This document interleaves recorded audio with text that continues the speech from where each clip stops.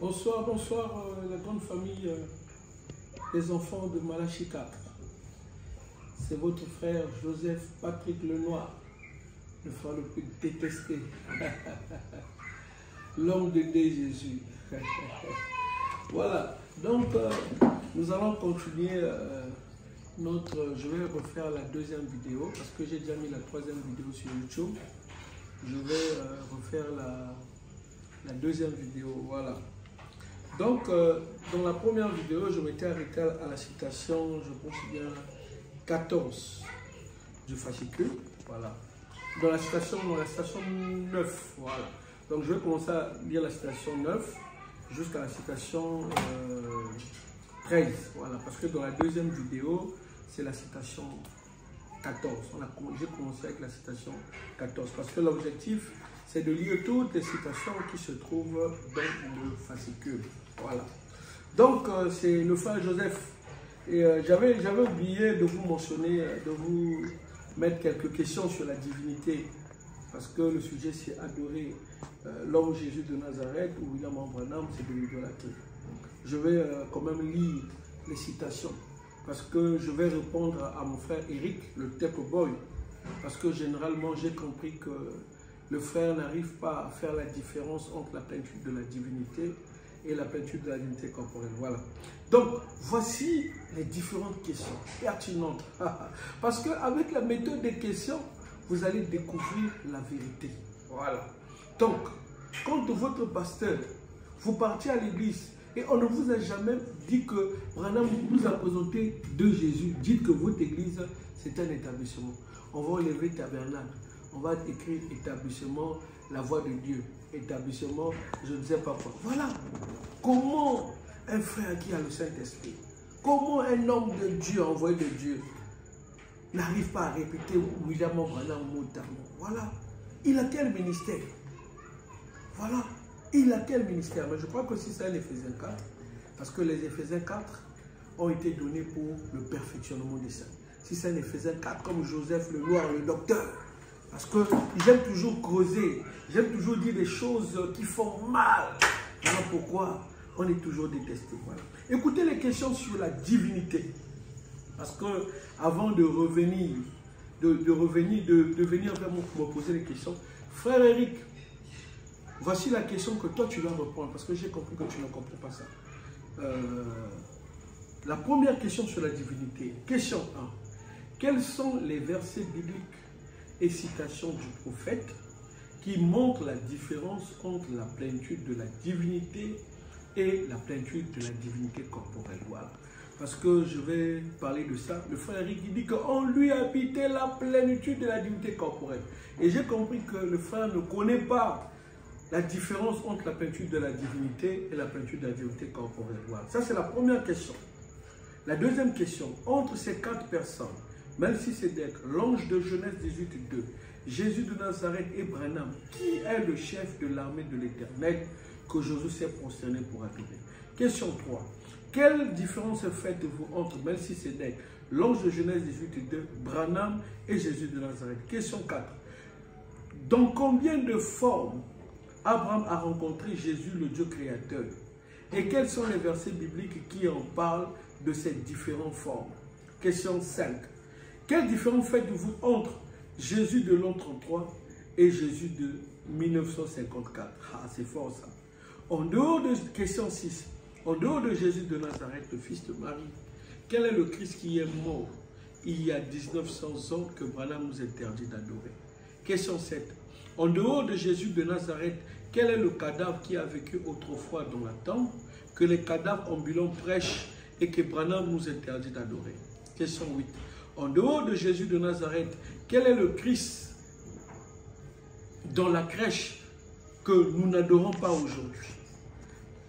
Question 9. D'après l'écriture de Romains 1:25, entre Melchisédek, l'ange de Genèse 18:2, Branham et Jésus de Nazareth, qui est le Dieu créateur? Question 10. D'après l'écriture de Hébreux 13:8, entre Melchisédek, l'ange de Genèse 18:2, Branham et Jésus de Nazareth, qui est le même hier, aujourd'hui, éternellement? Question 11. Est-ce que dans Genèse 18:2, Abraham avait adoré et le corps et l'esprit qui était dans ce corps? Question 12. Est-ce que dans Matthieu 2,11, les mages ont adoré le corps et l'esprit qui était dans ce corps? Question 13. Est-ce que le corps de chair de l'ange qui est venu à Sodome, de Branham et de Jésus de Nazareth était la divinité? Question 14. Quel est le rôle de la colonne de feu sur l'épaule de William Branham? Question 15. Qu'est-ce que la plénitude de la divinité corporelle? Frère Eric, c'est bon pour toi. Question 16. Quelle différence faites-vous entre le ministère de Malachie 3.1 et celui de Luc 17.30? Question 17. Quelle différence faites-vous entre le ministère de Malachie 4.6 et celui d'Ésaïe 9.6? Question 18. Le prophète Branham a-t-il manifesté combien de ministère? Voilà. Question 19. Entre le corps de chair de Branham, de Jésus de Nazareth et de l'ange de Sodome, quel est le corps de chair qui est le temple éternel de Dieu? Question 20. De la Genèse à l'Apocalypse, quel est le lieu d'adoration ou le tabernacle ou le temple qui était adorable? Question 21. Si le corps de chair et l'esprit de Jésus de Nazareth étaient la divinité, comment peut-il avoir différence entre Dieu et Jésus? Question 22. Quelle différence faites-vous entre le corps de Melchisédek, l'ange de Genèse 18.2 de Jésus de Nazareth? Question 23. Quelle différence faites-vous entre Jésus dans Genèse 14.20, Jésus dans Genèse 18.2, Jésus dans Josué 5.14, Jésus dans 2 Corinthiens 3.7, Jésus dans Luc 4.18, Jésus dans Apocalypse 1.7 et Jésus dans Actes 9.5. Question 24. Quelles sont les citations qui nous montrent que Josué, le vaillant guerrier, avait adoré Jésus de Nazareth ou Branham? Question 25. Quelles sont les citations qui nous montrent que Abraham avait payé la dîme de tout à Jésus de Nazareth ou à Branham? Voilà. Donc, avec cette méthode de questions, ça nous permet de découvrir la bonne réponse. Voilà. Donc, je vais d'abord répondre, parce que dernièrement, j'ai donné le frère Eric, le Tep Boy, Eric Mposo, Eric Ngoma, voilà. Je lui ai remis ce fascicule dernièrement. Frère Eric, je vais te répondre, parce que frère Eric dit que Abraham avait adoré et le corps et la chair de l'ange de Sodome. Donc tout ce qui était cette personne-là, c'était Dieu. Voilà. L'homme là-bas, il était aussi créé Immaculée Conception. Voilà. Donc, je vais dire au frère Eric, dans le document, je pense que vous allez lire, vous allez prendre la page, je vais lire une citation, et puis pour repartir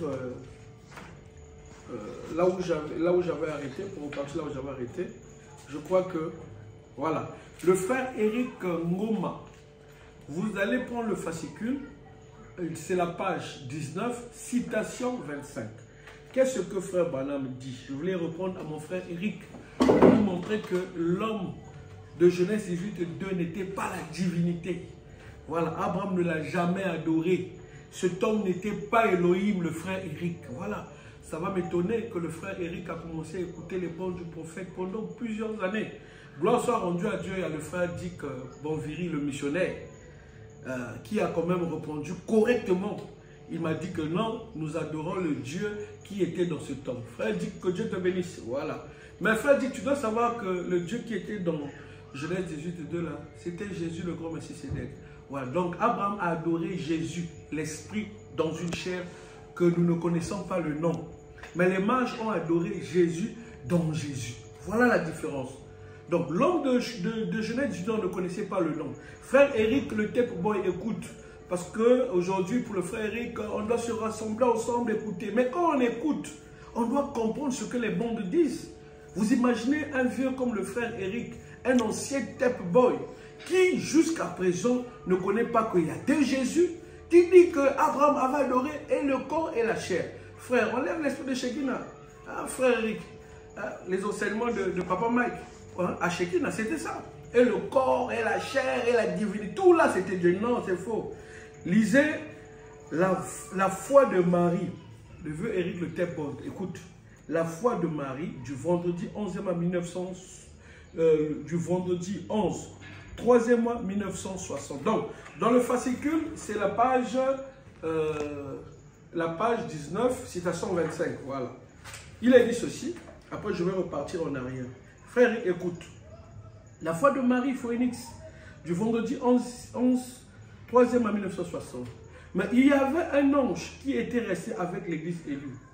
Et il a dit à Abraham, or il était un étranger, il a dit, Abraham, où est Sarah ta femme? Sarah ta femme, un étranger. Voyez-vous, il a dit, dans la tente derrière toi, il a dit, je ne veux pas te cacher.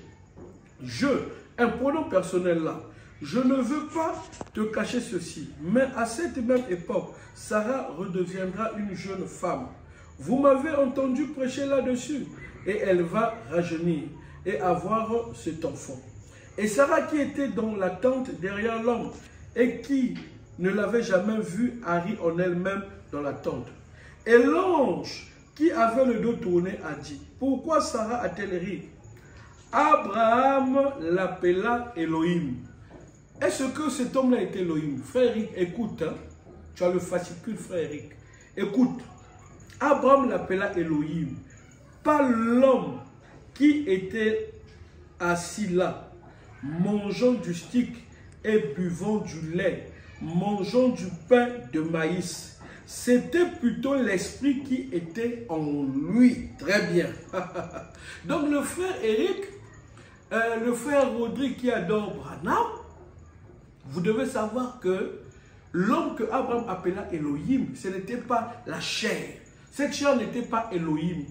Cette chair n'était pas la divinité, mais c'était la divinité qui était dans ce corps. Bien que cette chair n'a pas été créée, n'est pas venue comme par la voie du sexe. Voilà. Donc c'était une chair immaculée conception. Frère Eric, je répète, Abraham l'appela Elohim, pas l'homme qui était assis là, mangeant du stick et buvant du lait, mangeant du pain de maïs. C'était plutôt l'esprit qui était en lui. Point. Eh bien, de quoi était-ce le signe? Que l'Esprit de Dieu habitait de nouveau dans la chair des gens et manifeste le même signe avant le temps de la fin. Ce qui arriva du temps de Sodome arrivera pareil à l'avènement du Fils de l'homme. Eh bien, c'est Sodome qui a brûlé. Le feu est tombé du ciel et les a brûlés.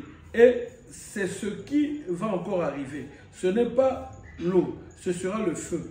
Ainsi, l'ange de miséricorde vient avec le message pour mettre les gens en garde.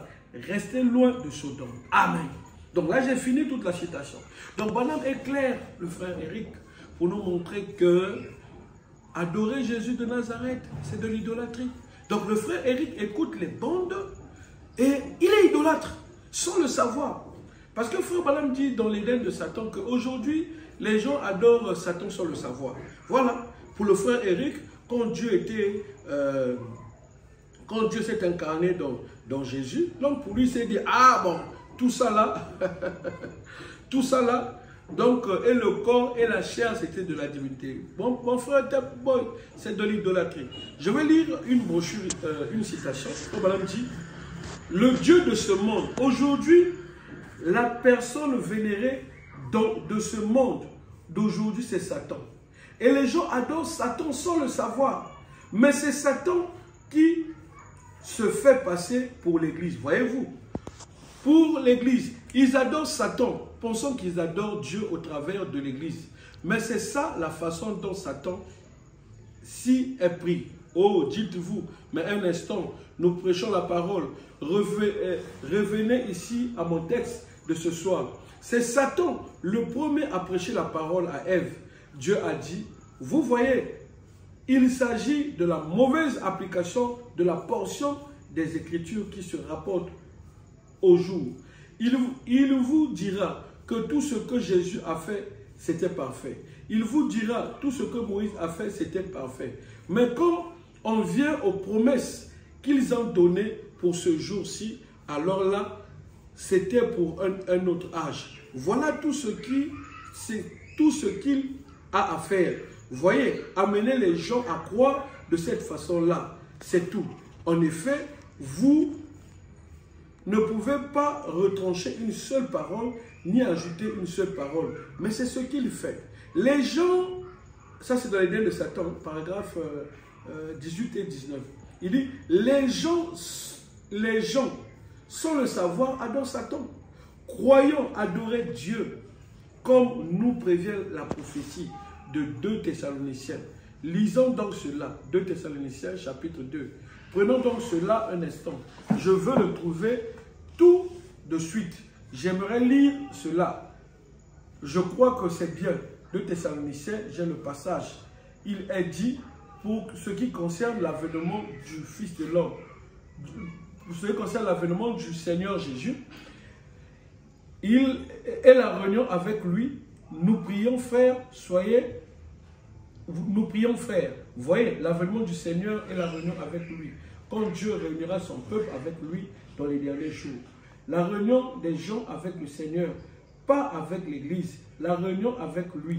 Le Seigneur, de ne pas vous laisser facilement ébranler dans votre bon sens, troublé soit par quelques inspirations, quelques paroles ou par quelques lettres qu'on dirait venir de nous, comme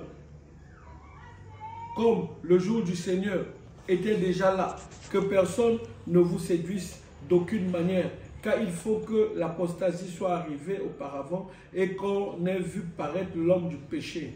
L'homme du péché, regardez bien ce qu'il est là. L'homme du péché, le fils de la perdition. Ça, c'était Judas. Voyez-vous, l'adversaire qui s'élève au-dessus de tout ce qu'on appelle Dieu ou de ce qu'on adore, jusqu'à s'asseoir dans le temple de Dieu, se proclamant lui-même Dieu. Voilà. Donc aujourd'hui, en quelque sorte, le Dieu et le Satan est adoré sous plusieurs formes. Donc vous m'excusez parce que la citation ne se trouve pas dans le fascicule. Voilà, parce que je crois qu'avec cette méthode, si je laissais tout le monde exposé sur le fascicule, on va se perdre. Voilà. Donc le frère Eric, j'ai lu la citation 25 du fascicule. La citation 25 du fascicule, Branham a été clair pour nous montrer que Abraham n'a pas adoré le corps. Voilà. Abraham n'a pas adoré le corps. La personne qu'il appela Elohim, c'était plutôt l'esprit qui était dans cet homme-là. Voilà. Donc, c'est ce que le vieux temple doit revoir. Parce que Joseph ne croit pas comme ça. Là. Et pourtant, le vieux temple écoute les bandes. Donc, je vais répartir parce que la fois dernière, dans la première vidéo, je m'étais arrêté à la citation 9.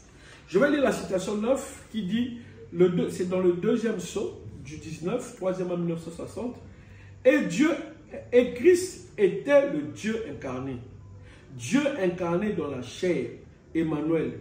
Et Judas était le fils de la perdition, tout comme Jésus était le fils de Dieu. Dieu incarné, le diable incarné. Voilà. Donc il nous montre que Jésus de Nazareth, pour commencer, c'était Dieu incarné. Donc le Dieu ici, c'est Melchisédek qui s'incarne dans une chair appelée Jésus, immaculée conception. Citation 9.1. Je vais lire toutes les citations. Voilà, frère Balaam dit. Et donc, cette colonne dans le mariage de divorce du 21 2e 1965, il dit, et donc, cette colonne de feu qui conduisait Israël, c'était le Seigneur Jésus-Christ sous la forme du Saint-Esprit. Le croyez-vous? Le Logos qui est sorti de Dieu, l'Assemblée dit Amen. Et puis, quand il était sur terre, il disait, je viens à Dieu et je vais à Dieu. Nous le savons tous. Et après sa mort, son ensevelissement et sa résurrection, pendant que Saül de Tarse se rendait à Damas, Paul persécutait les chrétiens parce qu'il enseignait des choses certaines, des choses contraires à l'enseignement qu'eux avaient reçu. Et c'était un vaillant combattant, élève de Gamaliel, un des docteurs remarquables de l'époque, de leur école, leur monastère. C'était un grand homme et quelqu'un de haut placé dans l'église. Et là, une grande lumière, la colonne de feu de nouveau, l'a jeté à terre au milieu du jour. Et une voix a dit, Saoul, Saoul, pourquoi me persécutes-tu? Voilà, donc il nous montre que dans cette brochure, que ce qui est intéressant ici, que la colonne de feu qui est sur le prophète, c'est Jésus-Christ sous la forme de l'esprit. On ne pouvait pas voir un esprit, mais il nous dit que la colonne de feu, c'est la première forme visible que l'esprit ait eue, c'est le Logos. Et cette première forme visible, c'est ça Jésus-Christ. Voilà pourquoi Abraham a adoré Jésus-Christ, le Logos dans une chair que nous ne connaissons pas le nom. Voilà. Mais avec Jésus de Nazareth, nous avons vu les mages adorer Dieu dans une chair humaine appelée Jésus. Donc Jésus dans Jésus. Dans la première vidéo, je pense que j'ai lu cela. Je vais lire la citation 10 qui dit ceci. Hébreux chapitre 7 du 15, 9e mois 1957. Bon, Jésus a été rendu semblable à lui. Maintenant, ce qui faisait qu'il existe une différence entre Dieu et Jésus, c'est que Jésus a eu un commencement. Dieu n'a point eu de commencement. Melchisédek n'a point eu de commencement. Mais Jésus a eu un commencement. Mais Jésus a été rendu semblable à lui. Un prêtre qui demeure à perpétuité. Paragraphe 28. Maintenant, quand Melchisédek était sur terre, il n'était rien qu'au monde. Dieu rendu manifeste par la création. Il était ici comme une théophanie. Abraham l'a rencontré une fois à sa tente. Et comme nous l'avons dit ce matin, Abraham le reconnut. Il a dit à Abraham ce qu'il fera parce qu'il n'allait pas laisser l'héritier du monde ignorant des choses qu'il allait faire.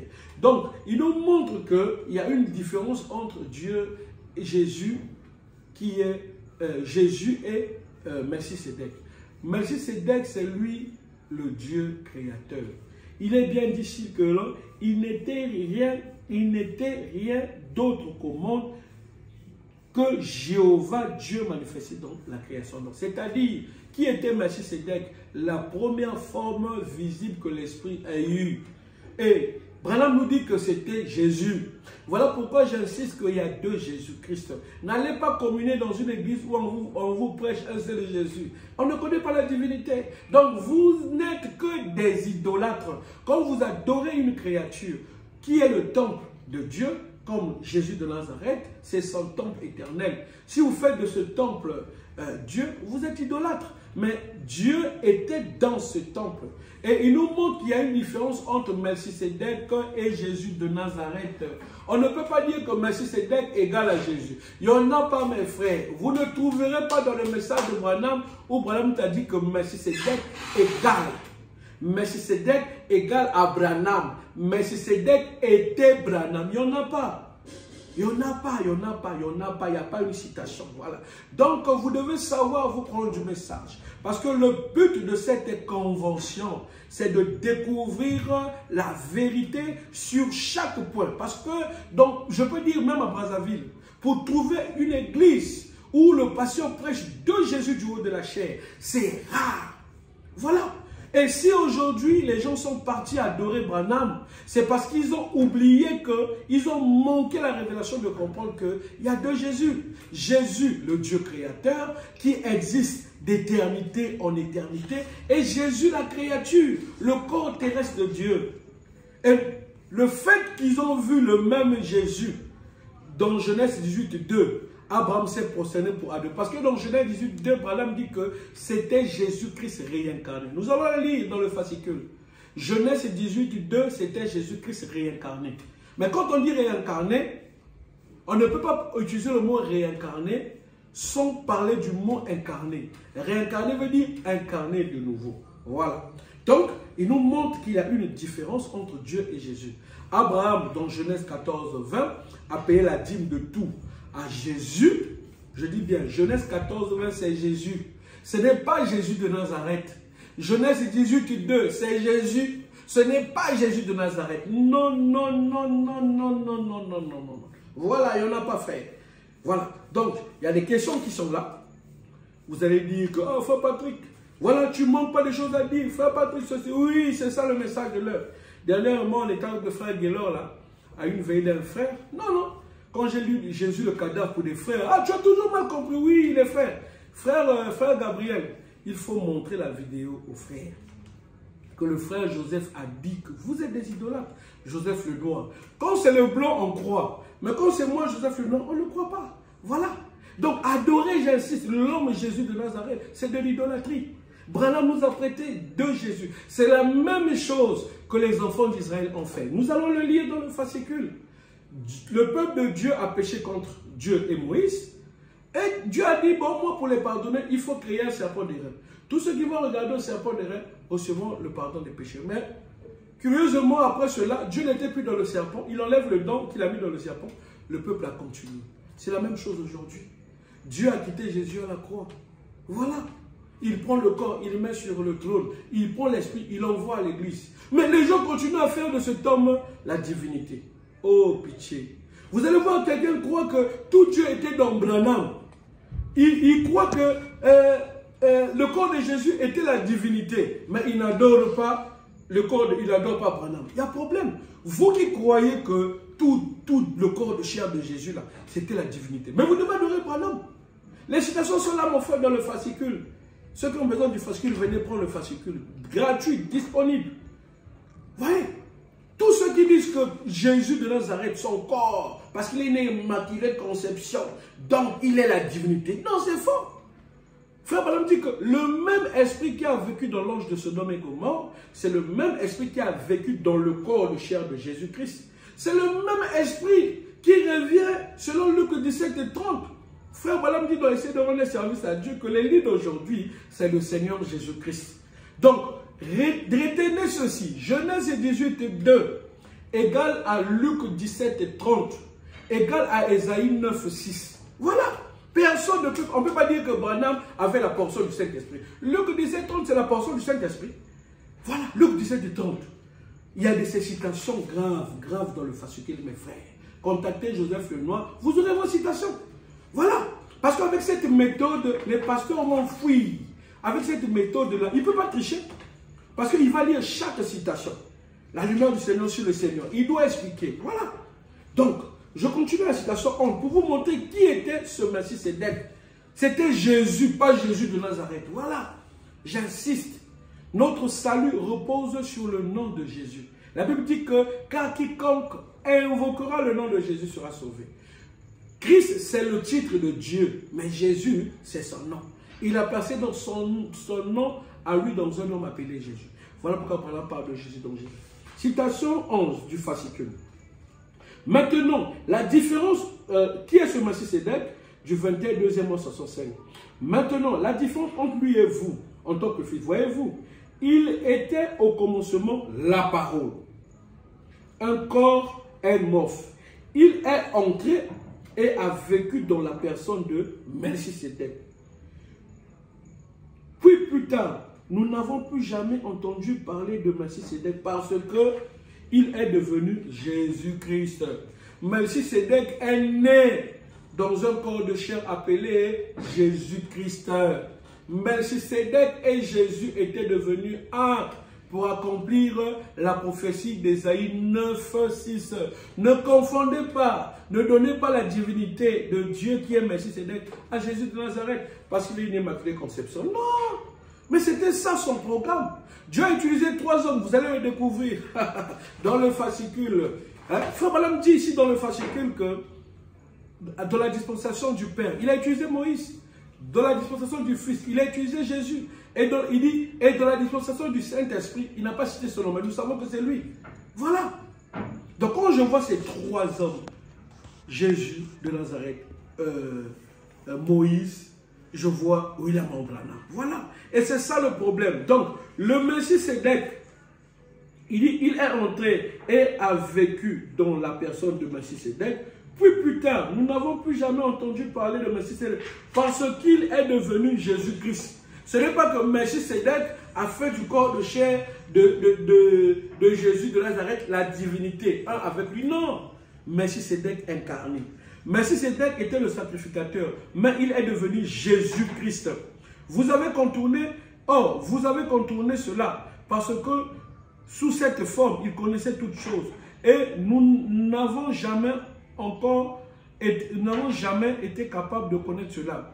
Vous êtes venus comme Adam, comme moi. Vous avez passé de la tribu à la chair pour être tentés. Mais lorsque cette vie ici sera terminée, si cette tente où nous habitons sur la terre est détruite, nous en avons déjà une autre qui nous attend. C'est là que nous allons, c'est la parole.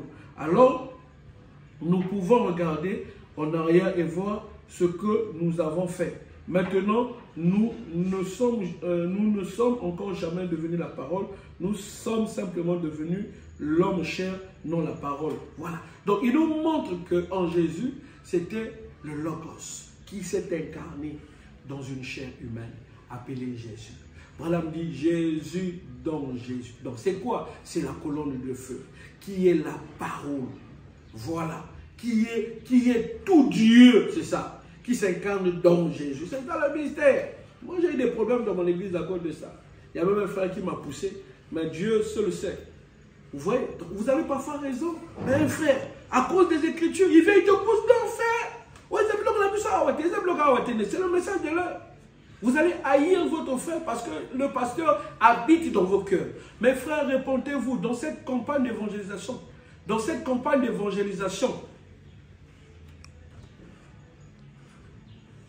enlève ton doigt. Dans cette campagne d'évangélisation, vous allez découvrir beaucoup de choses, des citations que vous n'avez pas lues. Et vous allez remarquer que la plupart des événements, du mouvement des bandes, ce sont la plupart des frères qui ont eu des problèmes dans les églises qui se retrouvent. Parce qu'à un moment donné, on se dit, bon, moi je quitte mon église là. Ah, mon pasteur enseigne bien. Il est quelqu'un de sérieux. Il est honnête. Je vais aller prier où? Ah non. Comme il n'y a pas, je sais qu'à Brazzaville, ici, là, on n'a que des boutiques spirituelles. Et qu'est-ce qu'il faut faire? Je peux écouter les bandes. Voilà. Mais c'est pas ce que Branham nous demande. Les véritables pasteurs de Dieu Jésus ne manqueraient pas sur cette terre. Dieu ne manquerait pas des témoins. Il ne va pas manquer des témoins. Il ne va pas manquer des témoins. Voilà. Donc, on comprend par là que Melchisédek n'était pas Jésus. Donc, faites très attention. La citation 12 nous dit ceci. C'est là où Branham explique encore. Hébreux chapitre 7, 1, du 15, 9e mois, 57. Il dit, maintenant, nous voulons prêter attention ici une fois de plus. Pendant que nous continuons cette leçon sur ce Melchisédek, ce souverain sacrificateur de Salem, le maître des cieux et de la terre. Donc, il est d'abord son père, son mère, sans généalogie. Il n'a ni commencement de jour, ni fin de vie. Mais il est rendu semblable. Il a au Fils de Dieu. Melchisédek demeure à perpétuité. Il dit maintenant, observez, il n'était pas le Fils de Dieu. Il était le Dieu du Fils. Il n'était pas le Fils de Dieu. Melchisédek ne l'était pas. Mais il était le Père du Fils de Dieu. Melchisédek n'était pas le Fils de Dieu, c'est-à-dire Melchisédek n'était pas Jésus de Nazareth. Melchisédek était le Dieu du Fils. Parce qu'on a eu deux fils. Le Logos qui est sorti de Dieu, c'était ça aussi, le Fils de Dieu. Et on a eu le Fils, on peut dire que c'est le Fils céleste de Dieu. Et le Fils terrestre, c'est Jésus de Nazareth, le corps. Voilà. Donc, de Jésus, voilà. Si tu refuses Branham, tu fais ton monde. Voilà. Donc,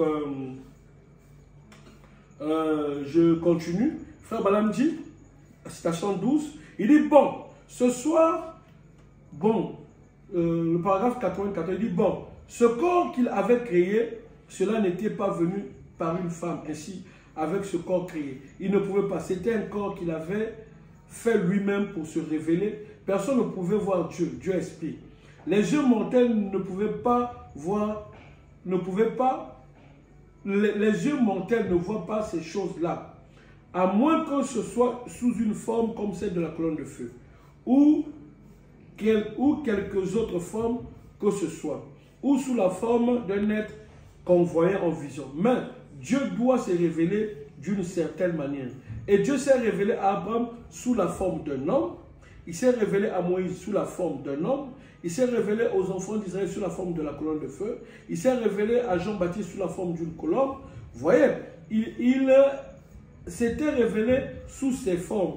Quand il s'est révélé sous une forme humaine, en tant que roi de Salem, de Jérusalem, non pas de la Jérusalem terrestre, mais de la Jérusalem céleste. C'est sous cette forme-là qu'il s'est révélé. Il fut rendu semblable au Fils de Dieu. Ouais. Donc quand Dieu était dans Jésus, il a pris, il dit, il fut rendu semblable. Donc Dieu a pris la forme d'un homme.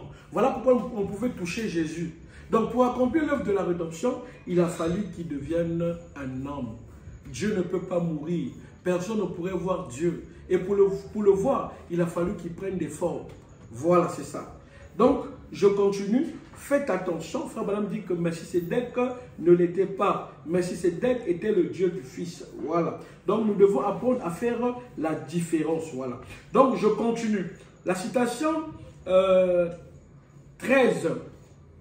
Frère Branham dit, maintenant, voici ce qui, Hébreux chapitre 1, du 21 à 57, il dit, maintenant, voici ce qui arriva. Oh, excusez-moi, je suis arrivé juste.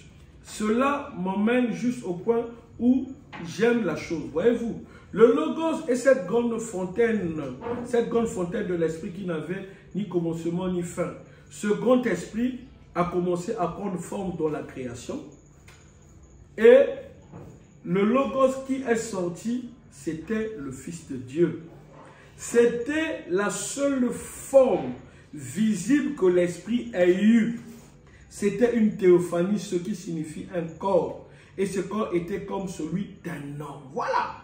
Donc, la première forme visible que l'Esprit a eue, c'était le Logos. C'était un corps. C'était la parole.